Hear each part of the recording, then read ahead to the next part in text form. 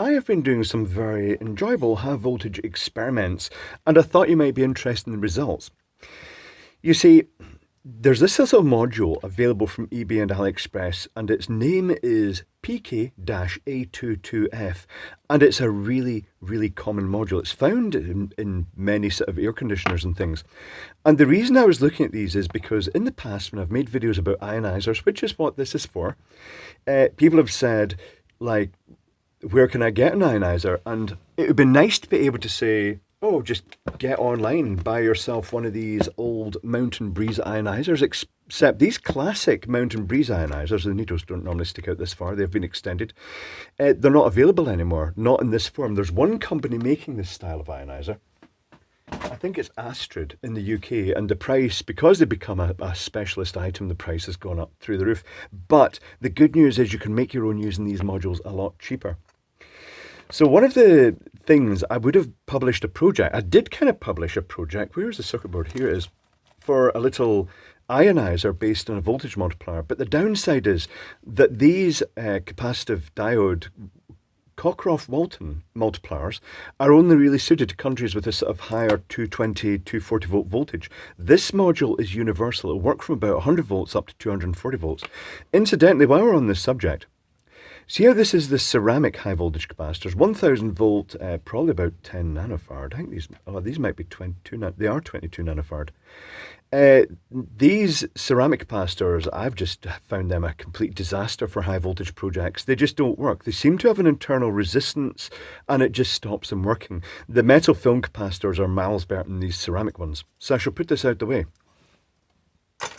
It is out the way. So getting back to this module, I have depotted one of them and I've drawn the schematic out and we can take a look at that. Now it's interesting to note that I ordered a couple. One came from eBay and one couple came from AliExpress. Or were they all from eBay? I'm not sure, but you can get them from both those platforms. One of them came with the dual tip and one of them came with just a single wire tip. Now, if you've ever opened air conditioners and air cleaners and things like that, you'll find that some of them just have this simple wire arrangement whereby they've got some plastic pins in the housing and they just basically zigzag it to hold it in place and then wedge it tightly between pins into the airflow. The other ones have this little housing here and it's held on by a screw and protrudes through holes in the actual casing into the airflow area. Now, watch this. This is quite neat. Let's zoom down this. If you want to know the center of these holes for drilling, take your gauge here and just pop it on, and it's 5.7 millimeters diameter. Then press 0 on that, so that's zeroed out in 5.7 millimeters diameter, and then just put it across the outside and that's your centers, 12.4 millimeter centers between those two drill points. It's quite a neat approach, that probably a commonly known approach, but you know, I found out about it recently and it's quite neat. It saves a lot of hassle. But anyway, these ones are put into the ducts. Now, this already has its own video. It's got very different circuitry. This is the circuit board out. I reverse engineered it. This one takes 220 volt in and just does loads of these. I don't know what this is for. Why has it got so many? It's got effectively 10 emitter tips, all just loose. Worth buying literally just for the carbon fiber emitters, the wires and these. But maybe it's designed for large ducts. Maybe it's commercial or industrial type equipment. But anyway, that's not the subject of this. This little module here is the subject of this. Let me bring in the pictures. First exhibit. I shall zoom out a bit, but not too much. This looks a bit out of focus. The reason it looks a bit out of focus here is because I was focusing down the component values and I was quite close up to this. The main thing I note here is there's a incoming supply, a diode, a current limiting resistor, another current limiting resistor, a capacitor gets charged up, and then this sneaky component here is syac, and then this cute little transformer. Then the output, we've got a high voltage capacitor and a high voltage diode, and then just a totally inappropriate 20 meg ohm resistor. I can show you a close-up of the transformer because it is worth looking at. Here it is seen from a different angle. That is so neat. The windings have a resistance value of about 1.2 thousand ohms. And keep in mind there's 3 bundles. Each of those little bundles there, and it is tiny. I mean, we're talking this little thing here. There's my pinky, and there's the little transformer. This is a central core with a winding through it, the primary winding, and then it's got these 3 bundles for electrical separation. Then it's all potted in resin before the whole thing's potted in resin. Very interesting. Oh, incidentally, talking about potting in resin, when I unpotted it and then powered it up, the electricity started zapping from here over to the diode. It was just sparking continually across here. I had to actually smear it in silicone grease to stop that. But anyway, the schematic. You may love this schematic. I love this schematic because it's so ridiculously simple. It's that component that I've featured in the past that rarely gets mentioned. It's the syac. To draw a syac, just shout Zorro. That's your syac. That's the symbol of it, right? And it's a very specialist component. It's used in boiler ignition for the high voltage pulse. It's used for striking sodium lamps and metal halide lamps. And it's used extensively, like I would guess the biggest use is the air conditioners that use these little syacs. Even Sharp use them in their little plasma cluster modules. So here's your incoming supply, and this does confirm a suspicion I had. It says 100 to 220 volt, well, 240 volt, you know. Who's going to give or take at 20 volts? It goes via a diode. It goes via a 20k current limiting resistor, and the neutral, there's another 20k resistor, so 2 effectively in series, and they charge up this 100 nanofarad capacitor. Not sure what the value of this is. It's completely decimated. I mean, it still works, but all the cover's off it, and that it was potted heavily in resin. I'm going to guess between 100 to 200 volts because that will be determined by the syac.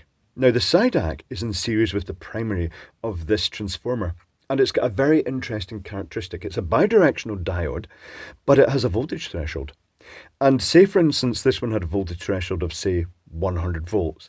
As soon as the voltage across this capacitor has risen to 100 volts, this initially has a very low leakage current, but as soon as it reaches its threshold point, it suddenly turns on, bang, like a syac or a thyristor. It suddenly shunts on, and it dumps all the current from this capacitor through this coil, and then resets when the current, the hold current is low enough, which might mean, depending on how much current is flowing through these resistors, it may hold it until it goes through the zero crossing point, or it may actually go low enough that it resets and it allows the capacitor to be charged up again. It can do it multiple times. I didn't test that. I'm not sure how I would test that. I think that would require oscilloscopes to connect to high voltage circuitry. Never a good thing.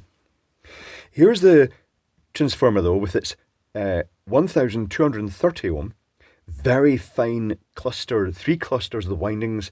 There is a 100 picofarad high voltage capacitor. Again, I don't really know the value. Well, I know the value because I measured it. As I unpotted it, whenever I potted and I knew what a component was, I measured it before going any further, just in case I erased it. Likewise, the resistors. Fortunately, it mostly came off okay.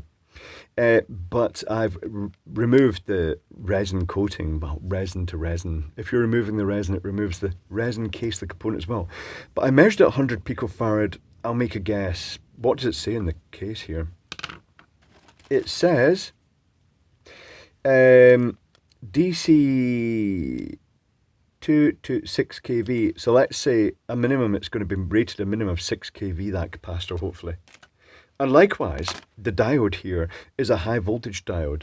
If we take a look at it in the drawing, I'll use that one. You can see it's a much longer diode than normal because it's got multiple junctions, and also see this little chevron shape at the end. That's how they indicate its voltage rating, because they don't print along the full body of the diode because that metallic-y ink could actually compromise the insulation. So it tends to just have a band at one end with a pattern printed around it, which is quite hard to differentiate in this instance. But it is high voltage diode. And then, oh, I should bring that back in again. See that? 206, what a high value. A little surface mount resistor with about 6,000 volts across it. Yeah, that's going to work. That is a 20 megohm resistor, and the point of that is the current involved in ionization is minuscule. It's really low, and It basically means that if you touch it, you're not going to get a sharp snap electrostatic discharge, because it's quite unpleasant. It's like walking across carpet and getting charged up. As it is, you can still get that off ionizers by holding your hand in front of them going, oh, I can feel the draft. Next thing you know, you're charged up to several thousand volts, and when you touch something grounded, you get a zap.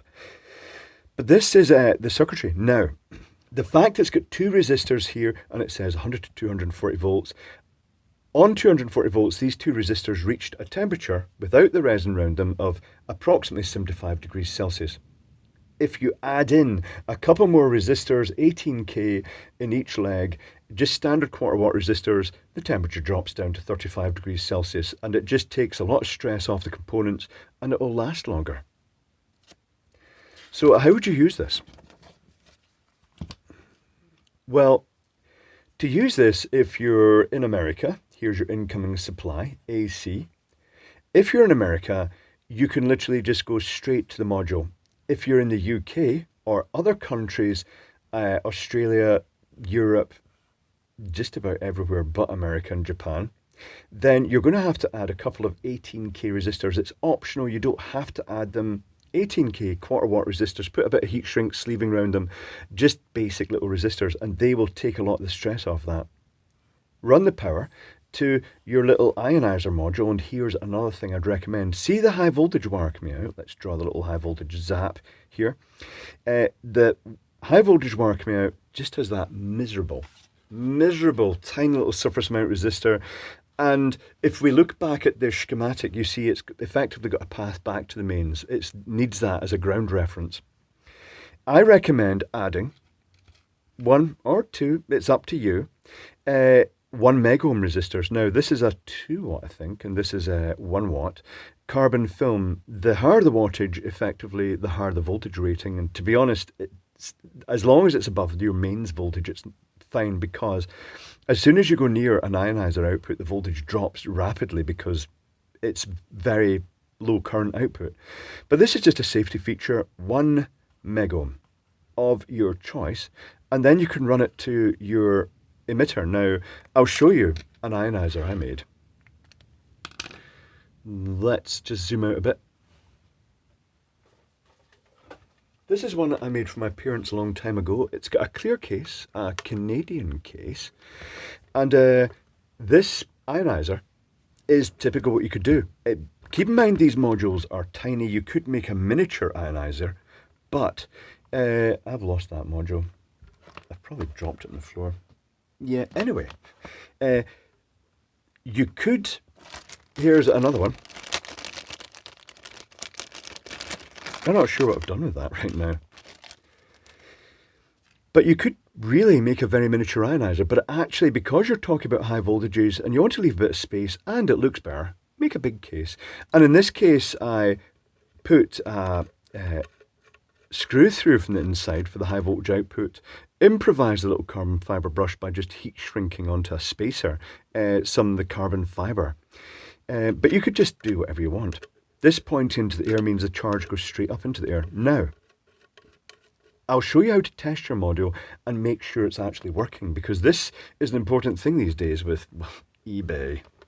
eBay and eBay's endless supply of fakes. So let me do a little setup here.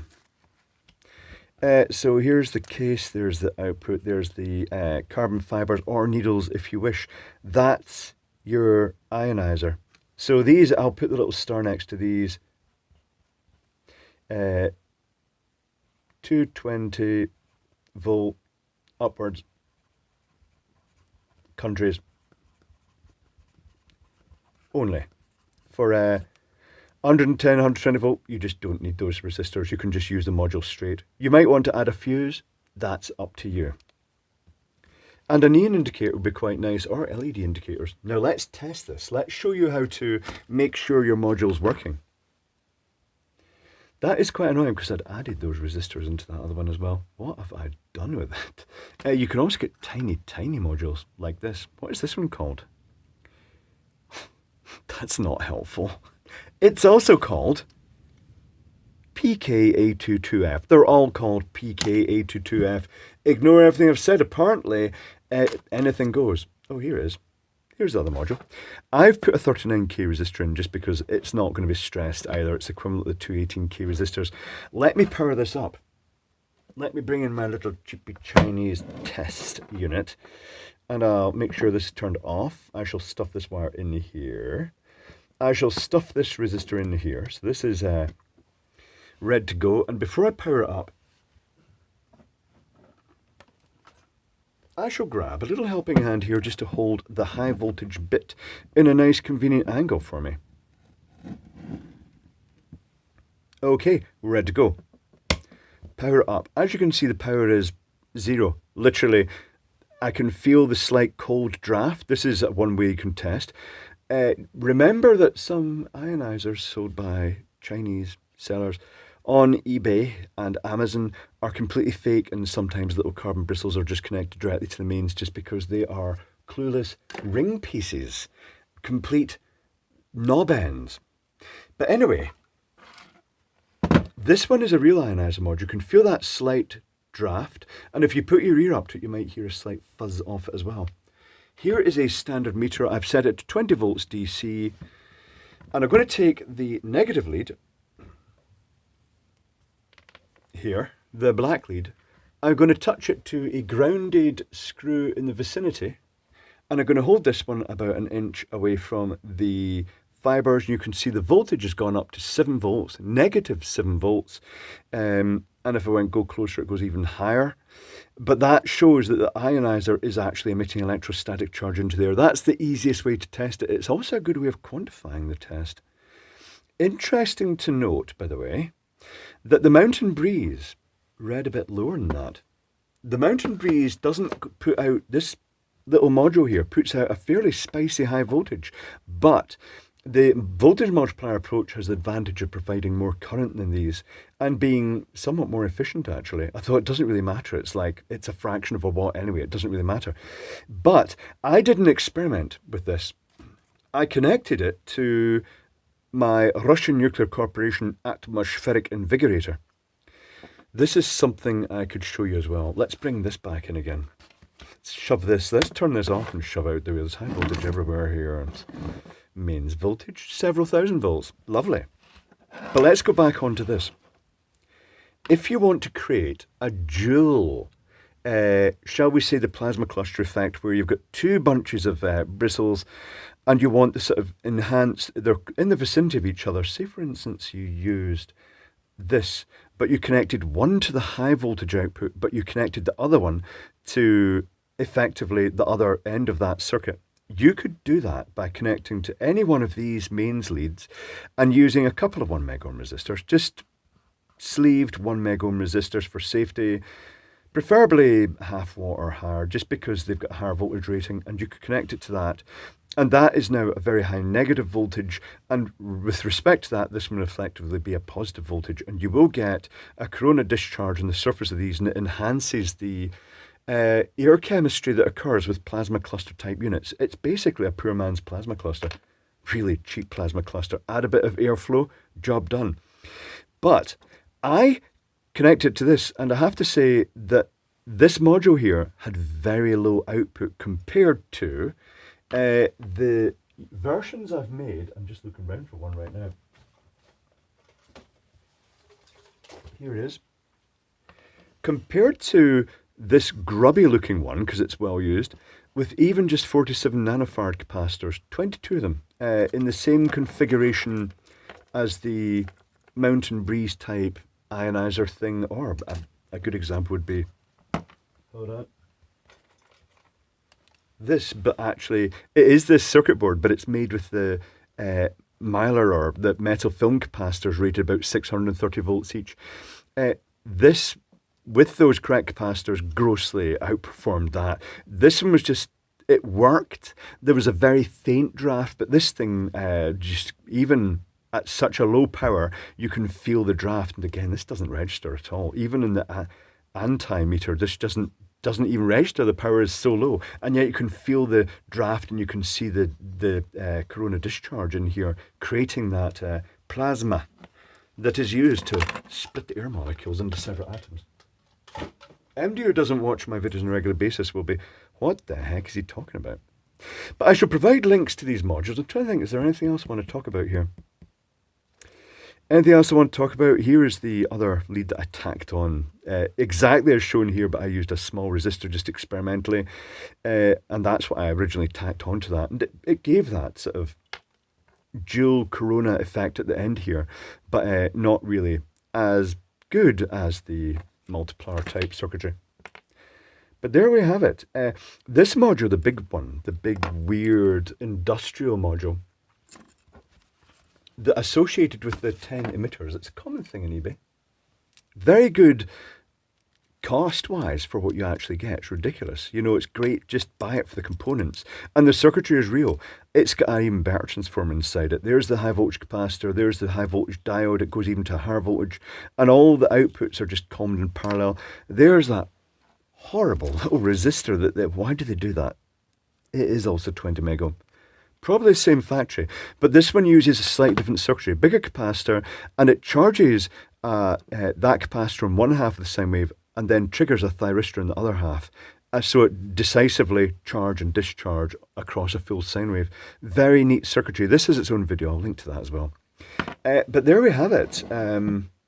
Make your own ionizer. You can do it just by getting one of these modules, testing it if you wish by using the multimeter approach, and then that's you. And what ionizers do, they just charge the air up, and any dust, smoke, pollen, bacteria, spores, viruses in the air will precipitate out. It helps air cleaning stuff work a lot better, or just precipitates it onto your walls and makes a mess.